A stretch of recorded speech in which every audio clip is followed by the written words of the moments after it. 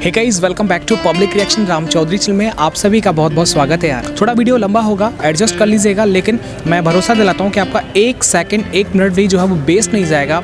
कुछ ना कुछ आप ज़रूर कंटिन्यूअस आप जो सीखते रहेंगे। मिंटू रॉक स्टार का एक कमेंट है और ये आपसे एक सवाल पूछ रहे हैं, इसका आप जवाब कमेंट सेक्शन के अंदर मिल जाएगा मिंटू आपको, कि लोक लेखा समिति में कितने सदस्य होते हैं। कि 1969 के अंदर कितनी बैंकों का जो है राष्ट्रीयकरण हुआ था?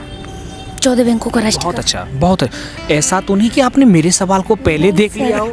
नहीं सर, मैंने बिल्कुल नहीं। तो सिस्टर इतना तो दूसरा कोई नहीं देता, आप एकदम धड़ाधड़ नहीं, कहीं ऐसा तो नहीं कि आप इधर उधर देख लेती हैं? सर जी, इसमें कुछ भी पूछ सकती हो आप। मैं कहीं सही जगह पर आ गया हूँ। मतलब कुतुब मीनार जो 73 मीटर है, जो दिल्ली के अंदर है कुतुब मीनार, आपको ये पता है कि कुतुब मीनार का निर्माण किसने किया था? इल्तुतमिश ने किया था? नहीं, उन्होंने 3 मंजिल को बनवाया था। कुतुबुद्दीन ऐबक। किसने बनवाया? कुतुबुद्दीन ऐबक। कुतुबुद्दीन ऐबक ने।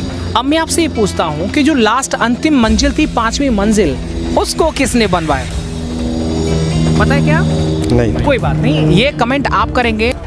आर्टिकल 61 शायद ये कल पूछा गया था। ये राष्ट्रपति और महाभियोग की जो इम्पीचमेंट लगाया था वो आर्टिकल 61 के अंदर आता है, लेकिन ये जॉइंट सेटिंग जो होता है वो आर्टिकल 108 यानी 108 के अंदर आता है। जॉइंट वाला जॉइंट वाला जी, जॉइंट कोई बात नहीं यार। कि सर जो रॉकेट का सिद्धांत होता है या फिर बंदूक से निकली हुई गोली का सिद्धांत होता है, वो न्यूटन के किस नियम पर डिपेंड करता है? न्यूटन के तीसरे नियम पर, यानी एक्शन रिएक्शन है ना, क्रिया प्रतिक्रिया का नियम। हाँ। कि जो सतीश धवन अंतरिक्ष केंद्र है ये किस राज्य के अंदर? आपको मुझे याद है क्या? आंध्र प्रदेश। Thank you. श्रीहरिकोटा। श्रीहरिकोटा, आंध्र प्रदेश। क्या नाम है आपका? अजीत सिंह पाल। देखिए अजीत कहाँ से है भैया? कन्नौज से। कन्नौज से। देखिए अजीत फ्रॉम कन्नौज, और ये सच में इन्होंने बड़ा अच्छा आंसर जो है वो दिया था कि सर जो लॉर्ड क्लाइव एंड सिराजुद्दौला, इन दोनों के बीच में एक युद्ध हुआ था, तो वो कौन सा? प्लासी का युद्ध हुआ था, 1757 में हुआ था। ओके, 1757। क्या नाम है आपका? आनंद प्रताप सिंह। पता है कि दिल्ली के अंदर इंडिया गेट जो है, इसकी स्थापना ये किसने बनाया था? नहीं पता। आपको पता है क्या? इंडिया गेट आपको पता है क्या? चलिए ये सवाल मैं आपके लिए छोड़ देता हूँ। 1921 के अंदर इंडिया गेट को बनाया गया था, तो उस टाइम पर ये किसने बनाया था? पंचतंत्र बुक है, इसके राइटर विष्णुगुप्त। विष्णुगुप्त है। Yes sir. खजुराहो के मंदिरों का निर्माण जो था वो चंदेल शासकों ने जो है ये बनाया था। आपको पता है कि ये जो खजुराहो के मंदिर हैं ये कहाँ पर है? मध्य प्रदेश। मध्य प्रदेश में? जी सर। और मध्य प्रदेश के अंदर एक जिला है छतरपुर, जहाँ पर मेरा छोटा भाई पुलिस में नौकरी कर रहा है, वो वहीं पर उनका ड्यूटिंग है। तो मुझे सर जो नीति निर्देशक तत्व हैं वो भाग 4 के अंदर आते हैं और इन्हें आयरलैंड से लिया गया था।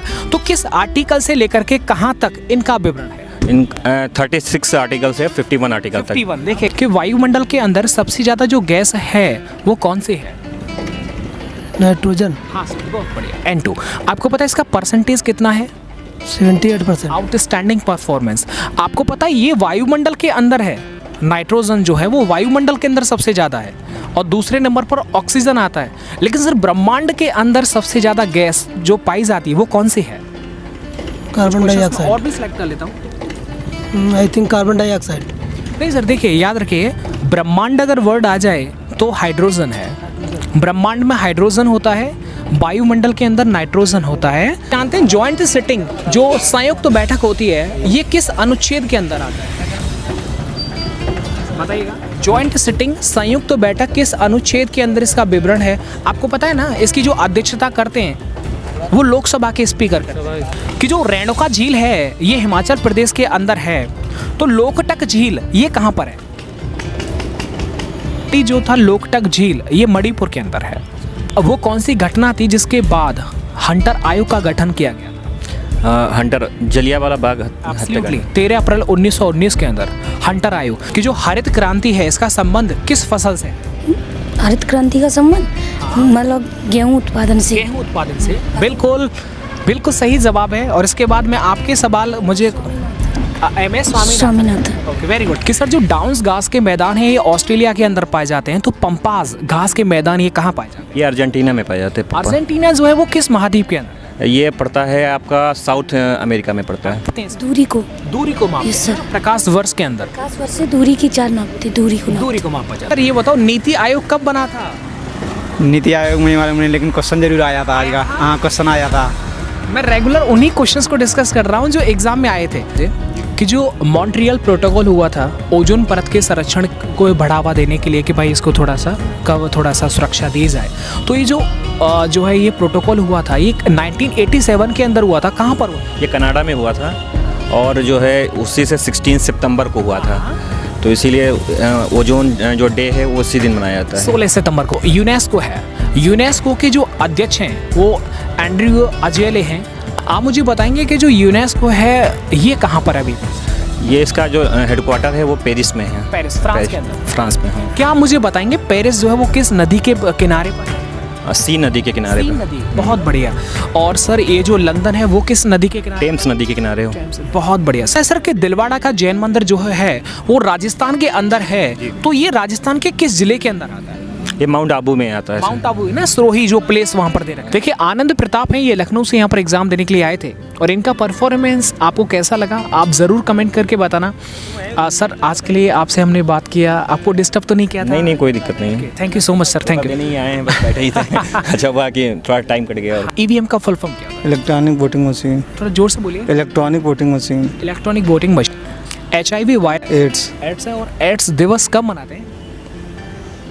ऑप्शन में आपको दूँ, डू नॉट वरी, 15 अगस्त, 26 जनवरी या 1 दिसंबर। 1 दिसंबर। 1 दिसंबर है। ऑप्शन होता है तो जल्दी याद आ जाता है। आपको पता है भारत रत्न जो है वो कब जो है डिस्ट्रीब्यूट स्टार्ट हुआ था?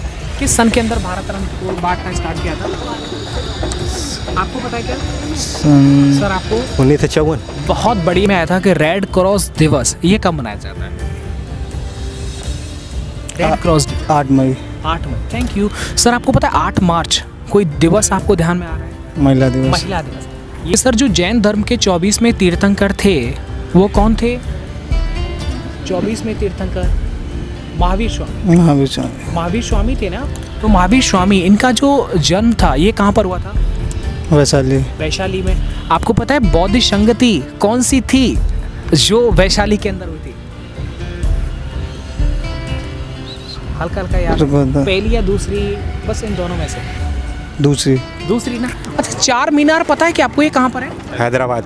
आउटस्टैंडिंग। सर हैदराबाद किस नदी के किनारे पर है? अमरावती। अमरावती जी। अमरावती। हाँ भाई ऐसे मत बोलो यार। मूसी नदी। मूसी नदी, एग्जैक्टली। आपको पता है नवाबों का शहर तो लखनऊ को बोला जाता है और निजामों का शहर हैदराबाद। के कांग्रेस की पहली महिला तो एनी बेसेंट। तो एनी बेसेंट। स्थानीय सुशासन के जनक ये किसको? Lord Cornwallis. ऑप्शन में आपको देता हूँ, लॉर्ड कैनिंग या Lord Ripon? Lord Ripon. Lord Ripon ना? हाँ यस सर। हाँ वेरी गुड। आपको पता है कि भारत की पहली दशकीय आधार पर जो जनगणना हुई थी वो कब हुई? उससे पहले 1872 में हुई थी। 73 में हुई थी। Yes sir. और जो 1881 में हुई थी तो उस टाइम पर वो कौन थे जिन्होंने ये करवाई? Lord Ripon. Lord Ripon. Very good, आपने बड़ा अच्छा पढ़ा है। नाथुला दर्रा सिक्किम के अंदर है। जो दीपू दर्रा है वो कहाँ पर है? दीपू दर्रा शायद असम, अरुणाचल प्रदेश में है शायद। अरुणाचल प्रदेश के अंदर। ओके कोई नहीं, ये सर अरुणाचल प्रदेश के अंदर एग्जैक्टली आपने सही दिया। जो कार्बन का एक अपर रूप का नाम बता रहा है।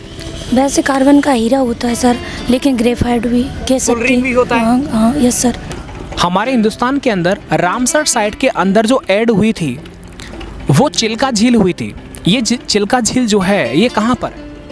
नहीं पता। नहीं पता है? आपको पता है क्या? कोई बात नहीं, अरे कोई नहीं, कुछ गंदा काम नहीं हो रहा है। ये ऑप्शन में आपको देता हूँ, उड़ीसा या उत्तर प्रदेश? उड़ीसा। यूएनओ की स्थापना हुई थी उस टाइम पर इसमें कितने सदस्य थे? उसमें 51 सदस्य थे सर। थैंक यू, बहुत बढ़िया। आपको पता है कि अभी यूएनओ के अंदर 193 कंट्रीज हैं, है ना? तो 193वां जो कंट्री है वो कौन सा है? दक्षिण सूडान। ऑप्शन 2 सर फिर। हाँ यही है मैम, कोई बात नहीं। दक्षिण सूडान के स्वतंत्रता के समय भारत के पहले गवर्नर जनरल वो कौन थे? वो एस ऑप्शन 2 सर। ऑप्शन में आपको देता हूँ, लॉर्ड रिपन या लॉर्ड कैनिंग या लॉर्ड माउंटबेटन? Lord Mountbatten. मुझे ये बताइएगा कि जब ये जो गोवा है गोवा को अंग्रेजों ने किस सन के अंदर 1961 1961 में इन्होंने अपना इटालियों से कब्जे से अलग किया था अलग किया था हाँ और पुर्तगाल कराया था। पसंद कराया था यस सर। और 1510 में पुर्तगालियों ने हमारे गोवा को छीन लिया था सर, गोवा पर कब्जा कर कब्जा कर लिया था। और पुर्तगाली थे जो सबसे पहले हमारे देश में 1498 ईस्वी में आई थी 1400 वास्को डी गामा, मतलब जैसे नहीं सॉरी सर 1498 ईस्वी में आई थी पुर्तगाली सबसे पहले। जैसे पुर्तगाली आया था वास्को डी गामा 1498 ईस्वी में, राजा जमूरन ने उनका स्वागत किया था, कालीकट बंदरगाह पर उतरा था वो आकर के। बस सर। सर आप भी अपनी दीदी से कुछ पूछना चाहेंगे? मैं तो कुछ नहीं, आप किताब खोल लो, मैं लिख के दे, हाँ पूरा गारंटी है सिस्टर पे, मुझे पूरा भरोसा हो गया। आप पूरी किताब खोल के पूछो तो भी जवाब। तो मतलब मेरी सिस्टर जहाँ तक पहुँच रही है वहाँ तक मतलब पूरी मैं अपनी जॉब छोड़ के इसके साथ चलता हूँ, हमेशा तैयार रहता हूँ। जब भी कहीं भी टेस्ट हो इसका मैं इसके साथ जाने को तैयार रहता हूँ हमेशा। यानी आप पूरी छूट दे रखी है पूरे घर वालों ने पूरी तरह से पढ़ने के लिए जो भी है।